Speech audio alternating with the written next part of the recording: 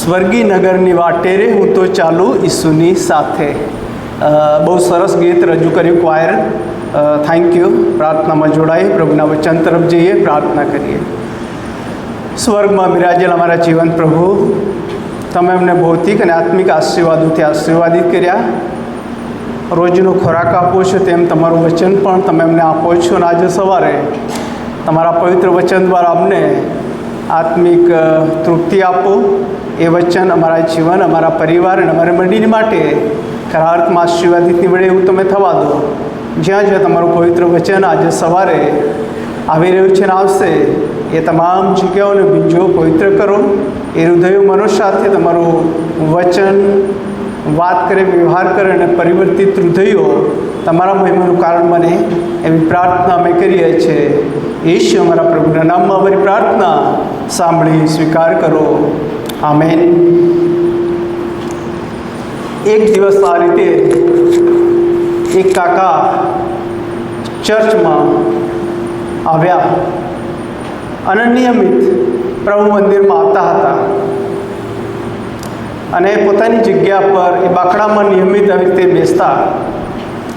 Church પૂરું થયું અને એક બેન તેમની પાસે ગયા અને એ બેનને ખબર હતી આ કાકા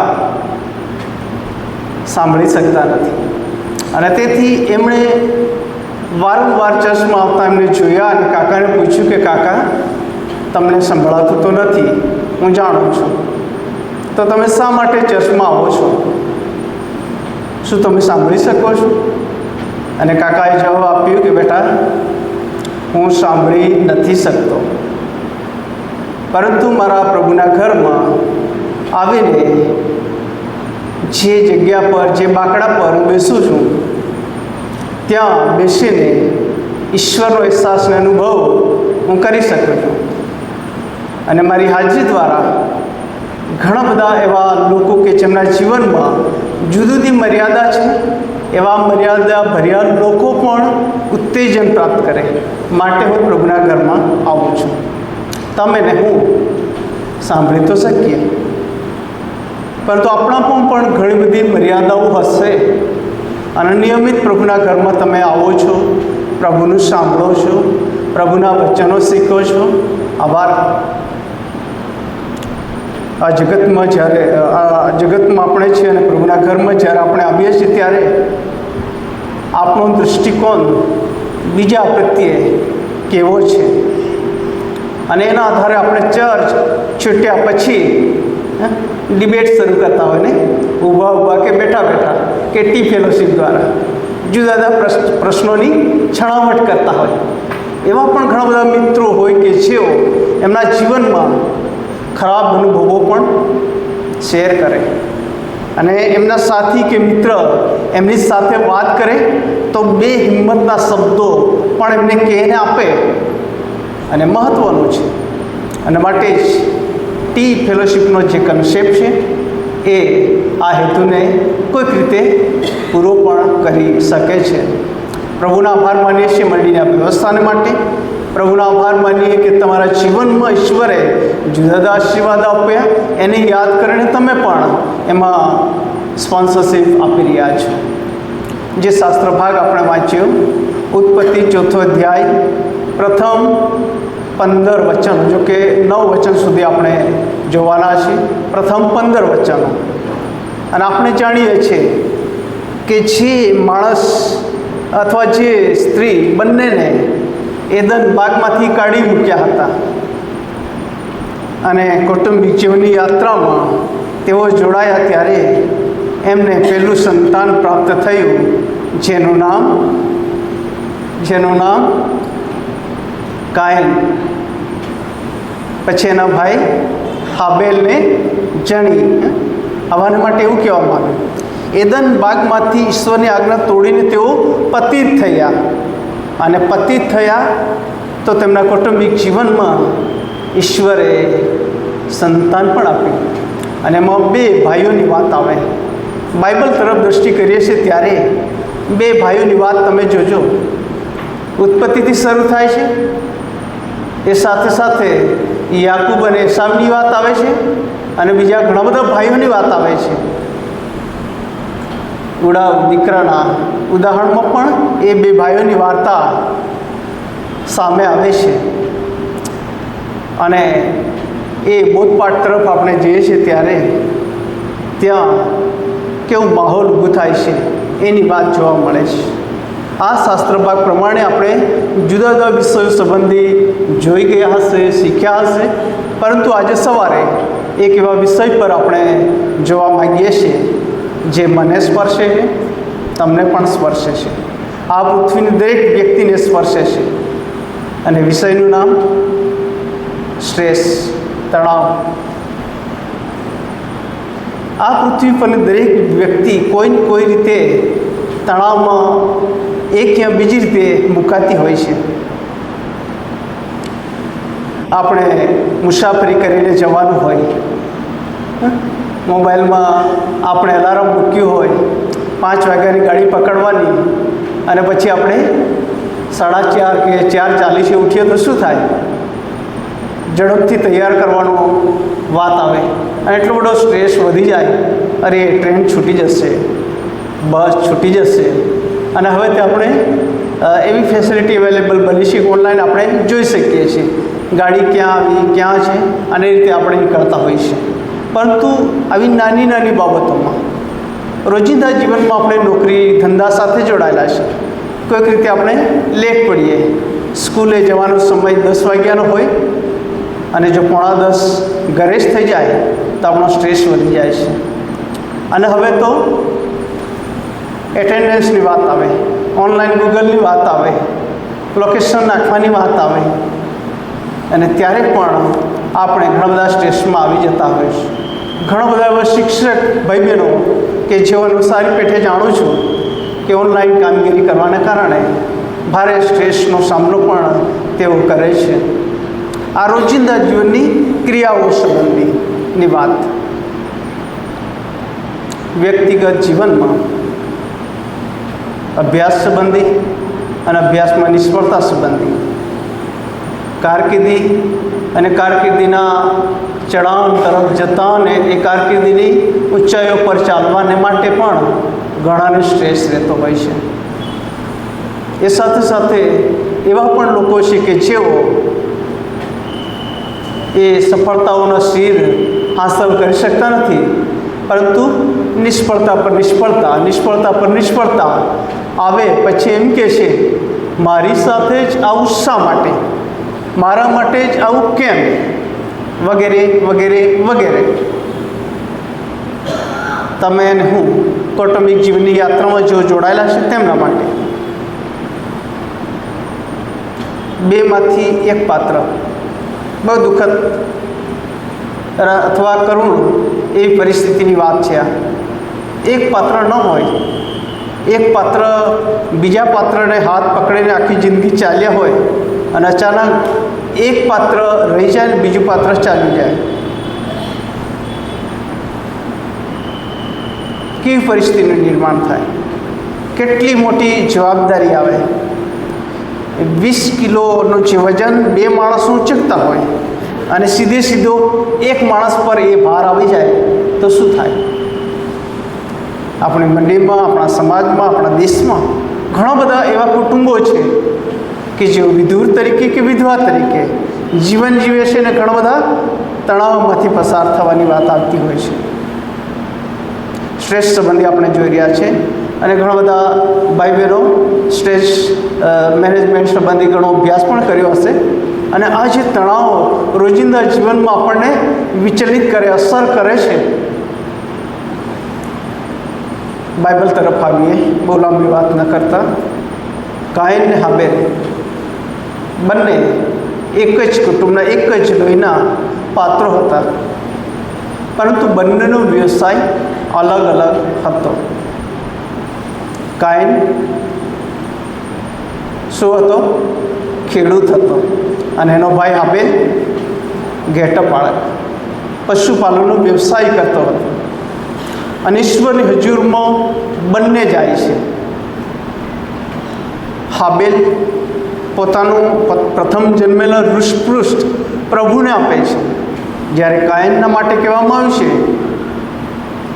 કાંઈ અર્પણ લાવ્યો. દેવને માટે કંઈ અર્પણ લાવ્યો. અને વચન એમ કહે છે કે દેવે હાબેલના અર્પણને સ્વીકાર્યા, કાયનના અર્પણને નકાર્યા. અને આખા વાર્તાલાપની અંદર આપણે જોઈએ છીએ કે કાયનનું જે અર્પણ હતું, ઈશ્વરે એને આશીર્વાદો આપ્યા હતા, પુષ્કળ આશીર્વાદો આપ્યા હતા. હાબેલને પણ આશીર્વાદો આપ્યા હતા, એમાં કોઈ કમી નહોતી. પરંતુ જે સ્વાર્પણ આપવાની જે વાત, એના વલણમાં ફેર હતો. હાબેલે આનંદ સાથે, પ્રેમથી, મોકળામણથી આપ્યું, રૂષ્ટપુષ્ટ, કોઈ પણ ખોડ ખાપણ વિનાનું. જ્યારે કાયને કંઈ અર્પણ આપ્યું, અને માટે ઈશ્વરે કાયનને નકાર્યું, હાબેલને સ્વીકાર્યું. ત્યાર પછી કાયનની પરિસ્થિતિ આપણે જોઈએ છે, એને રોષ ચડે, ગુસ્સો આવે છે, એનું મોં ઉતરી જાય છે. ઘણી વખત આપણને પણ ગુસ્સો આવે નહીં, આપણું મોં પણ ઉતરી જાય અથવા મોં ચડી જાય. આપણી ભાષામાં ગુસ્સો આવે તો શું થઈ જાય? મોં ઉતરી જાય કાં તો ચડી જાય. અને કોની સામે? પતિ પત્નીની સામે આવું બને, બાળકોની સાથે આવું બને, મિત્રોની સાથે આવું બને, અને આપણા જે સહકર્મીઓ છે, જ્યાં આપણે નોકરી ધંધા કરીએ છીએ, તેઓની સાથે પણ આવું બનતું હોય છે. કોઈક ખરાબ વર્તનના કારણે, કોઈક ખરાબ શબ્દના કારણે આવું બનતું હોય છે. અને આપણે સ્ટ્રેસમાં આવી જઈએ, તણાવમાં આવી જઈએ. અને કાયન પણ આ રીતે તણાવમાં આવી ગયો હતો. અને ભારે તણાવનો સામનો કરતાં કાયનને બહુ રોષ ચડ્યો, તેનું મોં ઉતરી ગયું. કેમ કે એનું અર્પણ માન્ય થયું નહોતું, એના ભાઈનું અર્પણ માન્ય થયું હતું. અને માટે કાયન કહેતો હશે કે શા માટે મારું અર્પણ સ્વીકારવામાં નહીં આવ્યું અથવા માન્ય થયું નહીં, શા માટે મારા ભાઈનું અર્પણ માન્ય થયું. અને તેને રોષ ચડ્યો, તેનું મોં ઉતરી ગયું. અને એ સમયે ઈશ્વર છઠ્ઠા વચનમાં કાયનની સાથે વ્યવહાર કરે છે અને કહે છે, અને યહોવાએ કાયનને કહ્યું કે તને કેમ રોષ ચડ્યો છે અને તારું મોં કેમ ઉતરી ગયું છે? તને કેમ રોષ ચડ્યો છે? તારું મોં કેમ ઉતરી ગયું છે? અને આગળ વધીને 7મા વચનમાં કહે છે, જો તું સારું કરે તો તું માન્ય નહીં થશે શું? પણ જો સારું ન કરે તો પાપ તારે દ્વારે સંતાઈ રહે છે, અને તારી તરફ તેની ઈચ્છા થશે, ને તે પર તું ધણીપણું કરશે. પાપ એ આપણને હતાશ કરે, નિરાશ કરે, ગુસ્સામાં લાવે, અને ગુસ્સા દ્વારા ન કરવાનું કરી દે. અહીંયા આપણે જોઈએ છીએ ઈશ્વરે કાયની સાથે આ વાત કરી, એની જે વાસ્તવિક પરિસ્થિતિ એમાં ફસાયેલો હતો એની પણ ઈશ્વરે વાત કરી. અને ત્યારે કાયન કોઈક રીતે નમી જવું જોઈતું હતું અને કેવું હતું કે પ્રભુ, મારો ભાઈ જો આવી રીતે મને કહેત કે તારું અર્પણ માન્ય થયું, મારું થયું અને તારું નથી થયું, આવું શા માટે? તો હું કદાચ એમની સાથે ગમે તેવું વર્તન કરું. પરંતુ પ્રભુ, તમે આ કહી રહ્યા છો તો મને માફ કરો, મને સ્વીકારો. ઈશ્વરો એ અવાજ સાંભળ્યો, ઈશ્વરની વાત સાંભળી. આ 3 પ્રશ્નો કાયને સાંભળ્યા, પણ પછી શું કર્યું એણે? જે ન કરવાનું હતું તે એણે કર્યું. કેમ કે પાપ, ગુસ્સાનું પાપ એના દ્વાર પર આવીને બેઠું હતું. અને જેના કારણે 8મા વચનમાં લખ્યું છે, અને કાયને પોતાના ભાઈ હાબેલને કહ્યું કે આપણે ખેતરમાં જઈએ. અને તેઓ ખેતરમાં હતા ત્યારે એમ થયું કે કાયને પોતાના ભાઈ હાબેલ સામે ઉઠીને તેને મારી નાખ્યો, પોતાના ભાઈને મારી નાખ્યો. જન્મજાત નાનપણથી સાથે મોટા થયા હોય, સાથે રમતા હોય, સાથે હસતા કૂદતા સ્કૂલમાં જતા હોય, અને સાથે જ આખા ઘરનું વાતાવરણ અનેક કિક્યારોથી આનંદમય કરી મૂકતા હોય. અને માનું એક પાત્ર બીજા પાત્રને આવી રીતે પૃથ્વી પરથી મિટાવી નાખે, એનું મર્ડર કરી નાખે, કેવી પરિસ્થિતિ આવે. અનેક વખત આપણે જોઈએ છીએ એક જ ઘરમાં રહીએ, એક જ લોહીની સગાઈ હોવા છતાં સીધી રીતે આપણે કોઈનું મર્ડર તો ન કરીએ, પરંતુ આપણા વિચારોમાં, આપણા વલણોમાં, આપણા વ્યવહારોમાં અનેક વખત આપણે આપણા સ્નેહજનનું મર્ડર કરતા હોઈએ છીએ. અને ત્યાર પછી શું બને છે? ફરીથી ઈશ્વરની સાથે વાત કરે છે અને વાર્તાલાપમાં કહે છે, તારા ભાઈ હાબેલનું રક્ત ભૂમિમાંથી હાંક મારે છે. અને ત્યાર પછી વાર્તાલાપના અંતે કાયન સ્વીકારે છે, હું સહી શકું તે કરતાં મારો ગુનો મોટો છે. અને કહે છે કે હું આમ તેમ નાસ્તો કરીશ, જે કોઈ મને દેખશે તે કહેશે કે ખૂની ખૂની ખૂની, પથ્થરે મને મારે રાખશે. અને ત્યારે પણ એ ભારે તણાવમાં આવી ગયો હતો. એના ભાઈ સાથે હતો, અર્પણ લઈ ગયો, અર્પણ અસ્વીકાર્ય બન્યું, ત્યારે તણાવમાં મુકાયો. પણ એના ભાઈને મારી નાખ્યા પછી એના મનમાં એમ હતું કે મને શાંતિ મળશે, પછી તો મારું જ રાજ રહેશે, ઘરમાં, કુટુંબમાં, સમાજમાં, અને ઈશ્વર મારી તરફ જોશે. પરંતુ તેની બધી જ એ આશાઓ નિષ્ફળ ગઈ. પોતાનો ભાઈ ગુમાવ્યો, ઈશ્વર સાથેનો સંબંધ ગુમાવ્યો, પોતાનું જે અર્પણ હતું એ પણ અમાન્ય થયું. અને પછી વાસ્તવિક પરિસ્થિતિનું ભાન ન થયું, જે કોઈ મને દેખશે તે મને મારી નાખશે. અને ઈશ્વરે બચાવને માટે જે યોજના બનાવી એની પણ નોંધ કરવામાં આવી છે. ખ્રિસ્તમાં વાલા ભાઈ બહેનો, બાઇબલ તરફ દૃષ્ટિ કરીએ છીએ ત્યારે ઘણા બધા એવા પાત્રો કે જેઓ ભારે તણાવ, મુશ્કેલી, મૂંઝવણમાંથી પસાર થતાં આપણે જોઈએ છીએ, અને એવા પાત્રો ન કરવાની બાબતો કરી બેસે છે. 1 શમુએલ 13, 1 શમુએલ 15, 1 શમુએલ 28. બધા શાસ્ત્ર ભાગો આપણે કાઢતા નથી, પરંતુ ઇસ્રાયેલનો જે પ્રથમ રાજા સાઉલ, કે એક એવો સમય હતો કે ગોલિયાત સામે જવું, ઊભા રહેવું અને ઈશ્વર દ્વારા લડવું અને જીત પ્રાપ્ત કરવી, કેમ કે તે રાજા હતો. અને 40 દિવસ સુધી આ ચાલી ગયું. પરંતુ સાઉલ ગભરાયો, બીકમાં રહ્યો. અને એવા સમયે દાઉદને લાવવામાં આવે છે. એ યુવાન હતો, બધા જ યુદ્ધના વસ્ત્રો અને શસ્ત્રો ધારણ કરી જોયા, એને ફાવ્યું નહીં. પરંતુ એની પાસે એક લાકડી હતી ને ગોફણ હતી, અને 5 પથ્થર એણે લીધા અને એક પથ્થર લઈને ગોલિયાતના કપાળમાં માર્યો અને ઉતરી ગયો, અને ગોલિયાત પડી ગયો. અને ફલિસ્તીની મોટી હાર થઈ. અને ત્યારબાદ જે બહુમાન દાઉદને આપવામાં આવ્યું, અને દેવનો આત્મા સાઉલ પરથી ધીરે ધીરે ચાલ્યો જાય છે. અને જ્યારે દેવનો આત્મા ચાલ્યો જાય છે ત્યારે તે હતાશ થઈ જાય છે, નિરાશ થઈ જાય છે, બહુ બેચેન બની જાય છે. અને ત્યારબાદ એણે જે પહેલી યોજના બનાવી, એ યોજના આજે જગતમાં ઘણા બધા લોકો બનાવતા હોય છે. હતાશ, નિરાશ થઈ જાય છે નહીં? ત્યારે શું કરે? ઘરમાં સાઉન્ડ સિસ્ટમ હોય, મ્યુઝિક સિસ્ટમ હોય, ચાલુ કરવાની ગીતો પોતાનું મનપસંદ અને જોરથી, ભલે પાડોશી ગમે તે કે, એવું લાગે કે મારો તણાવ દૂર થશે, મારી મુશ્કેલી દૂર થશે. અને સાઉલ રાજાએ આવું જ કર્યું, સંગીતનો ઉપયોગ કર્યો. અને દાઉદ એના માટે સેવા આપવા તૈયાર બન્યો હતો. એ સેવા બજાવી. પરંતુ એવું લાગ્યું કે આ દાઉદ રાજાને માન મળી રહ્યું છે, અને એના કારણે અનેક વખત એ તણાવમાં દાઉદ પર હુમલા કરવામાં આવ્યા, એને મારી નાખવામાં માટે બધી યોજના કરવામાં આવી. પરંતુ એવા સમયની અંદર સાઉલ રાજાનો દીકરો યોનાથાનનો જીવ અને દાઉદનો, એમ બાઇબલ એમ કહે છે કે તેઓનો જીવ એક ગાંઠ થયો, અને બંને ગાઢ મિત્રો બની ગયા.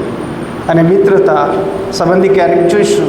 પરંતુ તણાવ માણસને કેટલી હદ સુધી લઈ જાય છે. અને આ 3 અધ્યાયની મેં વાત કરી એ 3 અધ્યાયમાં આપણે જોઈએ છીએ ભારે તણાવના કારણે ગિલગાલમાં સમુએલે કહ્યું હતું કે તમે ત્યાં રહેજો અને 7 દિવસ પછી હું આવીશ અને બલિદાન ચડાવીશ. અને સાઉલે જોયું કે સમુએલ તો આવતો નથી અને ઘણા બધા ઇસ્રાયેલ લોકોએ ખબર આપી કે ફલિસ્તીઓ આપણી સામે આવી રહ્યા છે, આપણને મારી નાખશે. એ ભયમાં અને તણાવમાં ગિલગાદમાં જે બલિદાન દેવને સમુએલે ચડાવવાનું હતું તે કામ રાજાએ કર્યું અને ઈશ્વરે એને નકાર્યું. ત્યાંથી આગળ જાય છે ત્યારે અમાલેકીઓ સાથેની લડાઈ થઈ. અમાલેકીઓ સાથેની લડાઈમાં ઈશ્વરે એમને પહેલાં કહ્યું હતું કે તમે બધું જ નાશ કરી નાખજો, સંપૂર્ણ નાશ કરી નાખજો. પણ સાઉલ રાજાએ શું કર્યું? સારું સારું અલગ કર્યું અને નકામું બાજુ પર કર્યું. અને ત્યાં પણ એ દ્રવ્યલોભના પાપના કારણે ઈશ્વરે નકાર્યો. ત્રીજી વાત, દેવનો આત્મા તો ચાલ્યો ગયો, બહુ બેચેન બન્યો, પણ પ્રભુનો સેવક સમુએલ પણ આ પૃથ્વી પરથી ચાલ્યો ગયો, વિદાય થયો. ત્યારે વધારે બેચેન થયું અને સમુએલને ઉઠાડવા માટે મેલી વિદ્યાનો સહારો લીધો, ભૂત વેદોનો સહારો લીધો. આજે ઘણા બધા ખ્રિસ્તી ભાઈ બહેનો આવું કરતા હોય છે, દુઃખની વાત. અને એન્દોની મેલી વિદ્યા જાણનાર સ્ત્રીની પાસે જાય છે, વેશ પલટો કરે અને કહે છે કે મારે સારું સમુએલ પ્રવૃત્તિને ઉઠાડી લાવવામાં આવે. અને એમ સમુએલ એક પછી ભારે તણાવમાં ઈશ્વરની વિરુદ્ધ ગયો અને અંતે ફલિસ્તીના યુદ્ધમાં તેને તેમનું કુટુંબ સાફ થઈ ગયું. એક બીજું પાત્ર, એ પણ રાજા જ હતો, એની વાત કરું છું. એક એવો સમય હતો કે જે પહેલાં રાજા સાઉલને માટે સારું વગાડતો, ગાતો, એની સેવા કરતો. એ જ દાઉદ રાજા વ્યભિચારનું પાપ કરે છે. વાસ્તવિકતા બાઇબલ બતાવે છે, રાજાશાહીના સમયની આ વાત છે. અને એના કારણે દાઉદ રાજા પણ બેચેન બની જાય છે, હતાશને નિરાશ થઈ જાય છે. જો કે એ આખી વાત આપણે જાણીએ છીએ, પરંતુ ત્યાર પછી દાઉદ એ તો ઈશ્વરની પાસે આવે, ઈશ્વરની પાસે માફી માંગી. અને તમે મારી સાથે જોઈ શકો છો ગીતશાસ્ત્ર 32 પહેલાં જ વચનમાં કહે છે, જેનું ઉલ્લંઘન માફ થયું છે તથા જેનું પાપ ઢંકાઈ ગયું છે તેને ધન્ય છે. અને 5મા વચનમાં વ્યક્તિગત કબૂલાત અને તેની માફીની વાત જોવા મળે છે. અને એમ કહે છે કે મેં મારા પાપ તારી આગળ કબૂલ કર્યા છે અને મારો અન્યાય મેં સંતાડ્યો નથી. મેં કહ્યું કે યહોવાની આગળ હું મારા ઉલ્લંઘન કબૂલ કરીશ અને તે મારા પાપ માફ કર્યા. એ વ્યભિચારના પાપના કારણે એ પોતે પણ ભારે સ્ટ્રેસમાં હતો. અને આવી પરિસ્થિતિમાં હવે શું કરવું? ઈશ્વરની પાસે ગયો, માફી માંગી અને ઈશ્વર તેને માફ પણ કર્યો. અને 7મું વચન એ આશા અને ખાતરી આપતા એમ કહે છે કે તું મારી સંતાવાની જગા છે, તું મને સંકટમાંથી ઉગારશે, ઉદ્ધારના સ્ત્રોતો તું મારી આસપાસ ગવડાવશે. અને 8મું વચન, જીવન યાત્રાના બધા જ માર્ગોમાં ઈશ્વર મારી સાથે રહેશે અને કહે છે કયા માર્ગે તારે ચાલવું તે હું તને શીખવીશ તથા બતાવીશ. મારી નજર તારા પર રાખીને હું તને બોધ આપીશ. ત્યાંથી જો તમે આગળ વધો, ગીત 51 બાદશાહની પાસે ગયા પછી પ્રભુના સેવક નાથાન પ્રબોધકે એની સાથે વાર્તાલાપ કર્યો અને કબૂલાતનું 51 ગીત આપણને જોવા મળે છે. કોઈક વ્યક્તિ સારું કામ કરે અને એટલી ઊંચાઈ તરફ આગળ વધી જાય અને પછી એમ કહે કે આ બધું મેં કર્યું, અને ત્યારે એક પછી કોઈક રીતે નિષ્ફળતાનો દોર પણ આવી જાય અને તણાવમાં મુકાય. ક્યાંક ને ક્યાંક દાઉદે જે પાપ કર્યું એવું પાપ, અથવા દાઉદે ન કર્યું એના બદલે સાઉલે જે પાપ કર્યું એવું પાપ, જો કોઈ કર્યું હોય તો ભારે તણાવમાં હોય. અને ત્યાંથી જો આપણે આગળ જઈએ, સંયુક્ત રાજ્યના જે રાજાઓ એની આ વાત કરું છું. સાઉલ, દાઉદ અને દાઉદ પછી સુલેમાન. દાઉદે એમ કહ્યું એના વૃદ્ધાવસ્થામાં કે હું દેવને માટે સારું ઘર બનાવીશ, કબૂલાત સાથે સારું કામ કરવા માટે તૈયારી બતાવે છે. પણ દેવે ના પાડી કે ના, તારો દીકરો મારે સારું ઘર બનાવશે. અને પછી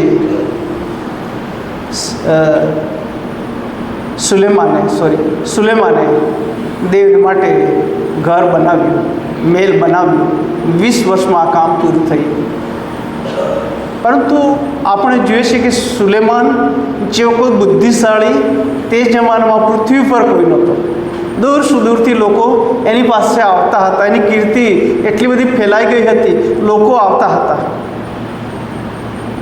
અને જો શિક્ષણ જગત તરફ જો આપણે વાત કરીએ તો એ સારામાં સારો સાયન્ટિસ્ટ પણ હતો, સારામાં સારો ફિઝિશિયન હતો, સારામાં સારો જિયોલોજિસ્ટ હતો કે જે પોતે બધું જ, અને સારામાં સારો એક કવિ પણ હતો. ઘણા બધા સ્તોત્રો અને ગીતો પણ એને લખ્યા હતા. સભા શિક્ષક, નીતિવચન તરફ આપણે અભ્યાસ કરીએ છીએ ત્યારે આપણને ખબર પડે છે કે શિક્ષણની ઊંચાઈની વાત આ પુસ્તકો કેટલી હદ સુધી નોંધેલી છે. અને જ્યારે એ સુલેમાન સંબંધી બાઇબલ એમ કહે છે એના ઘડપણમાં અન્ય સ્ત્રીઓની સાથે લગ્નો કર્યા. અન્ય વિશ્વાસની સ્ત્રીઓએ એનું મન ઈશ્વર તરફથી ફેરવી નાખ્યું અને ભારે સ્ટ્રેસ, મુશ્કેલીમાં પોતે હતો. આ જગતમાં એ રાજા હોય કે મહારાજા, ગરીબ હોય અથવા રંક હોય કે તવંગર હોય, પાપ એક યા બીજી રીતે વ્યક્તિને ગુલામ બનાવી દેશે. અને ગુલામીમાં નાખીને એને એટલા બધા સ્ટ્રેસમાં લાવી દે છે ને, વ્યક્તિ કલ્પી પણ નથી શકતો.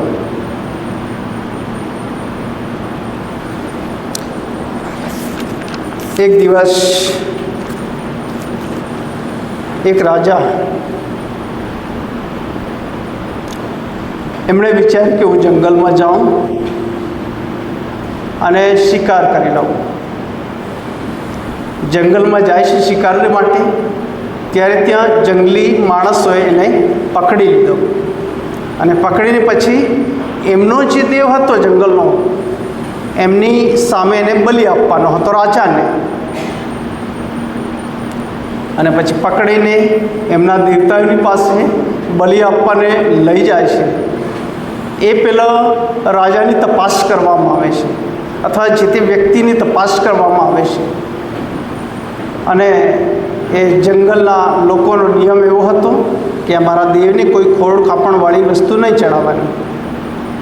અને રાજાની તપાસ કરવામાં આવી. એક આંગળી નહોતી, એક આંગળી કપાયેલી હતી. અને રાજાએ બન્યો ત્યારે આખી જિંદગીભર પોતાની એક આંગળી કપાઈ હતી, એના લીધે અફસોસમાં રહેતો હતો, મારે તણાવમાં રહેતો હતો. અરે હું તો રાજા છું, હું ધારેથી કરી શકું, પણ મારા શરીરમાં આ એક ખોડ છે, આ એક આંગળી કપાયેલી છે, જેના લીધે મારા રાજ્યમાં લોકો મને શું કહેતા હશે, લોકો મને કેવી દૃષ્ટિથી જોતા હશે. અને જ્યારે જંગલના દેવની આગળ એને અર્પણ કરવાની વાત આવી, તપાસ કરવાની આવી, ત્યારે એની એક આંગળી નહોતી. અને પછી કહેવામાં આવ્યું કે આને છોડી મૂકો, આને છોડી મૂકો. અને ત્યારે રાજાએ ઈશ્વરનો આભાર માન્યો કે મારે આજે આંગળી નથી, એના લીધે મારો જીવ બચ્યો છે.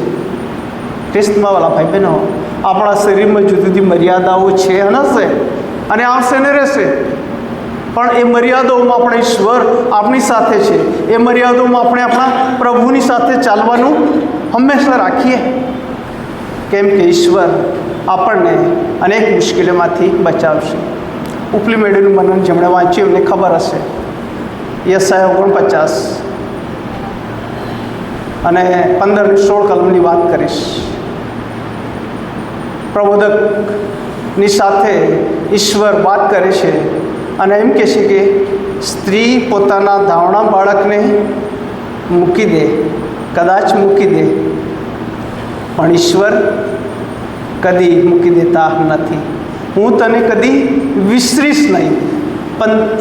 યશાયા 49:15 કલમનો છેલ્લો ભાગ, હું તને કદી વિસરીશ નહીં.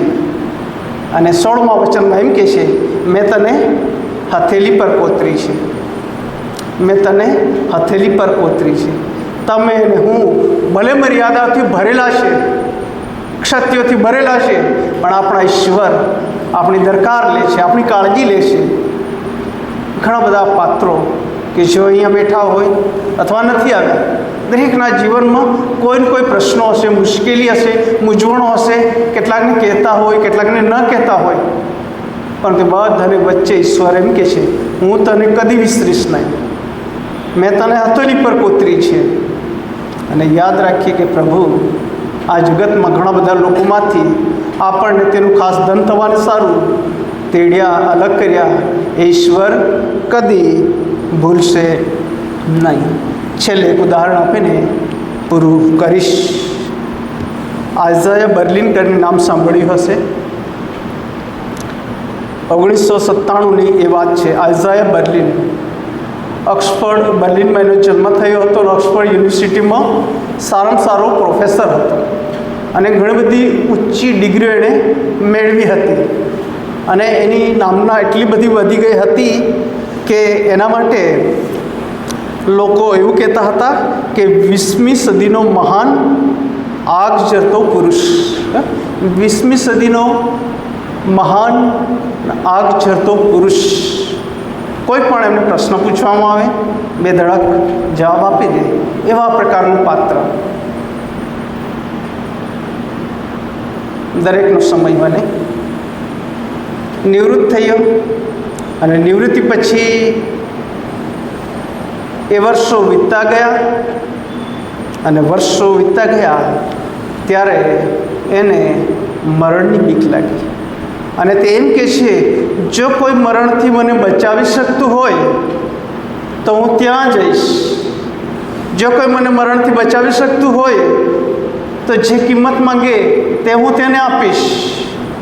મરણથી બચવા માટે હું ક્યાં જાઉં, હું શું કરું? એની પાસે લાંબી ડિગ્રીઓ હતી, સત્તા હતી, પદ હતું, મોભો હતો, નામના હતી, બધું જ હતું. પરંતુ મરણની બીકના સ્ટ્રેસમાં એની વૃદ્ધાવસ્થામાં એ ચાલ્યો જતો હતો. ખ્રિસ્તમાં વાલા ભાઈ બહેનો, જેમણે પોતાના વાલાઓને ગુમાવ્યા છે, દુઃખ થાય, પરંતુ વધારે સ્ટ્રેસમાં ન રહીએ. કેમ? આપણા પ્રભુએ કહ્યું છે, હું તમારા માટે જગા તૈયાર કરવાની જાઉં છું, હું પાછો આવીશ, હું જ્યાં છું ત્યાં તમને મારી પાસે લઈ જઈશ. ખ્રિસ્તમાં વાલા દીકરા કે દીકરી, તમારા અભ્યાસ, કેરિયર, પાત્ર કે બીજા પ્રશ્નોથી તમે ઘેરાયેલા હશો, મને ખબર નથી, ઈશ્વર જાણે છે. તમે જો કૌટુંબિક જીવનની યાત્રામાં છો, તમારા જીવનમાં કેવા પ્રશ્નો છે, ઈશ્વર જાણે છે. તમે જે નોકરી ધંધો કરો છો ત્યાં તમે કેવા પ્રશ્નોનો સામનો કરો છો, તમને જ ખબર છે. અને આવી પરિસ્થિતિમાં યશાયા 49:15 અને 16 ને આપણે હંમેશા યાદ રાખીએ, હું તને વિસરીશ નહીં. પોતાની મા ધાવણા બાળકને કદાચ વિસરી જાય, તજી દે, પણ ઈશ્વર કહે છે, હું તને વિસરીશ નહીં, હું તને તજીશ નહીં, મેં તને હથેલી પર કોતરીશ. હથેલી પર કોતરીશ કહેવાનું તાત્પર્ય એવું કે આ હથેલી એક એવો ભાગ છે જે હંમેશા આપણી સામે આવે છે, શરીરના બીજા બધા ભાગો કરતાં. હથેલી એ હંમેશા આપણી નજર સમક્ષ રહે છે અને આપણને યાદ દેવડાવે છે કે ઈશ્વર મારી સાથે છે, મને સંભાળે છે. આપણી મંડળીમાં ઘણા બધા ભાઈ બહેનો લાંબા કે ટૂંકા સમયથી માંદગીનો, જુદી મર્યાદાનો સામનો કરી રહ્યા છે. એવા વાલા ભાઈ બહેનોને માટે આપણે પ્રાર્થના કરીએ. અને આ વચન દ્વારા મારે એટલું જ કહેવાનું કે પ્રભુ તમને વિસરી ગયા નથી. એ મર્યાદાઓ પણ ઈશ્વર તમારી સાથે છે. અને એ ઈશ્વર પર વિશ્વાસ રાખીને તમે આગળ વધો. વચન દ્વારા પ્રભુ આપણને આશીષ આપે. પ્રાર્થના કરીએ અને ત્યારબાદ ભજન સેવાના અંત ભાગમાં ગીત નંબર 357 દિલ મારું લે પ્રભુ પ્રીતિથી ભરજે, ખાતરી છે કે તારાથી થાય. પ્રાર્થના કરીએ. પ્રભુ આભાર માનીએ છીએ કાઈન હાબેલ ના જીવનમાં તમે આશીર્વાદો આપ્યા. આશીર્વાદનો અનુભવ કરતા બંને તમારી પાસે આવ્યા, જુદા જુદા અર્પણો કર્યા,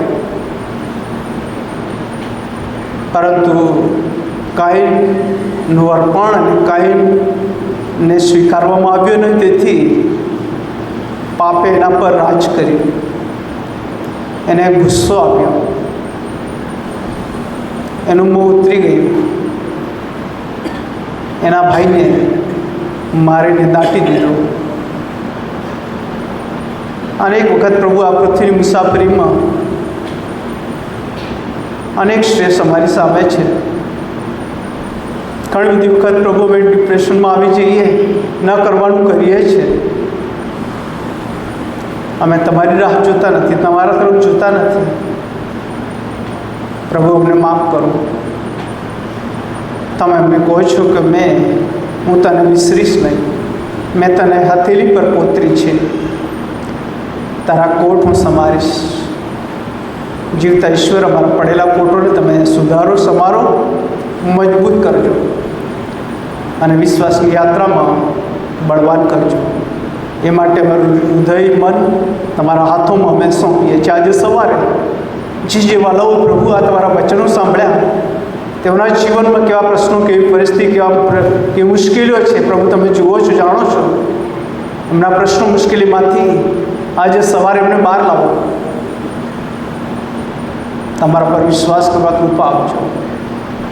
ઈશ્વર મારા પ્રભુના નામમાં મારી પ્રાર્થના સાંભળી સ્વીકાર કરો. આમેન. ભજન સેવાના અંત ભાગમાં ગીત નંબર 357માં જોડાઈએ. જીવનો દાનો જીવતા ઈશ્વરની હજુરમાં લાવીએ.